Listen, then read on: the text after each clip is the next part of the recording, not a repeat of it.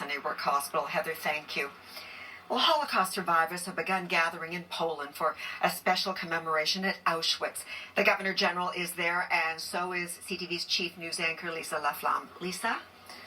Thank you, Sandy. Yes, Judy Payette landed in Poland late today to represent Canada tomorrow at a ceremony to mark 75 years since the liberation of this Nazi extermination camp.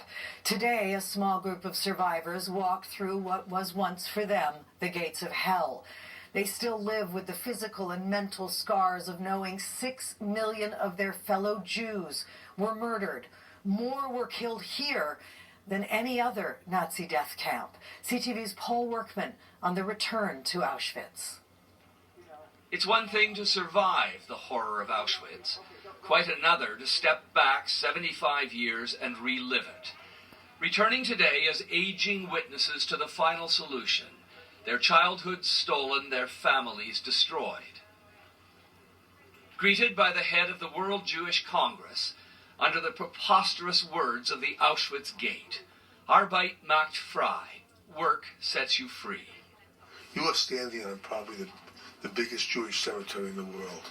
I'm angry. I'm angry because it happened and the world turned its backs on the Jews. They come back for many reasons, all deeply personal, with stories that come tumbling out as vivid memories and lessons for the future. Cold-blooded murder of so many innocent lives. And all because they committed this incredible sin of being born Jewish. I'm angry. Every minute I step on this ground, I'm angry. Ava Shainbloom lost most of her family to the gas chambers, a 13-year-old survivor who eventually went to Canada. And I just came here as a witness, not that I ever wanted to step foot on this ground, which is soaked with Jewish blood. The images from that time remain as searing proof of a horrible crime, the impossible cruelty of the Nazis and the indifference to it.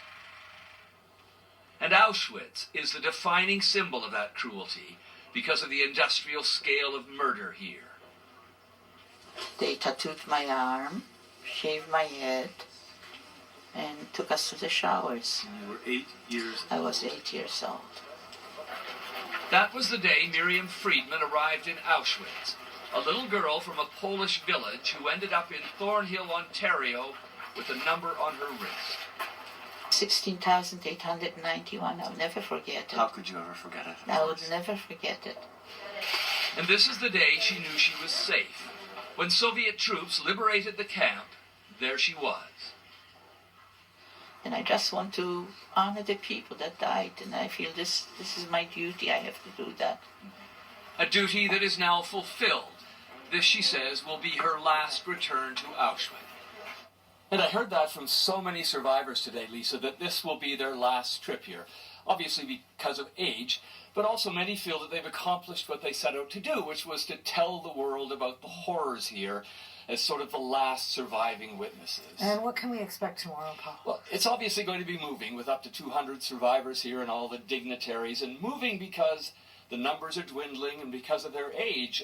This may very well be sort of the last big-scale commemoration of its kind. And today was so overwhelming as well. Thanks for this tonight. Tomorrow will be a truly meaningful ceremony because here's the reality.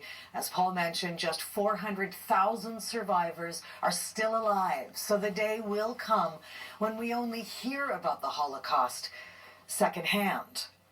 The ignorance that led to their dehumanizing treatment and persecution still festers today. CTV's national affairs correspondent Omar Sachedina with the politics of prejudice.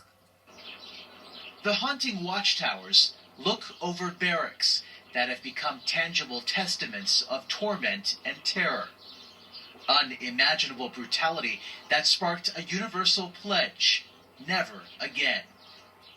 75 years later, survivors of the horror, like David Marks, fear that pact is now in peril.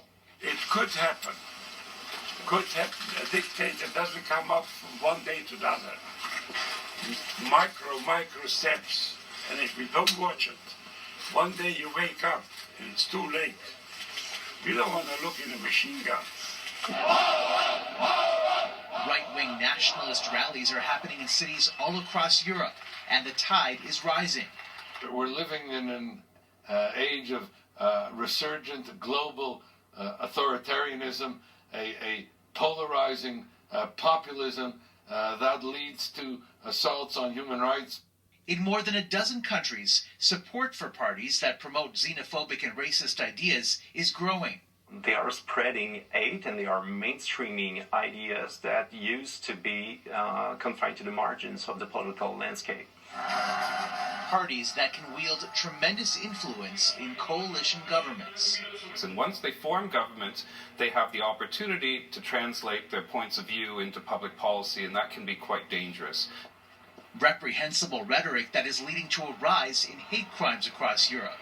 In France alone, there was a 74% spike in anti-Semitic incidents between 2017 and 2018. The increase in hate corresponds with a decrease in the number of Jewish people living on the continent. Many are simply leaving. There are currently around 1.5 million, according to the Conference of European Rabbis, Lisa, 500,000 fewer than 2 decades ago. All right, Omar, just outside that notorious main gate. And we took a walk today on this hallowed ground with the youngest survivor of Auschwitz. That conversation is coming up later in the newscast. But for now, we'll send it back to Sandy in the National Newsroom. Sandy. All right, Lisa, thank you. And when we come back, other news of the day, including a community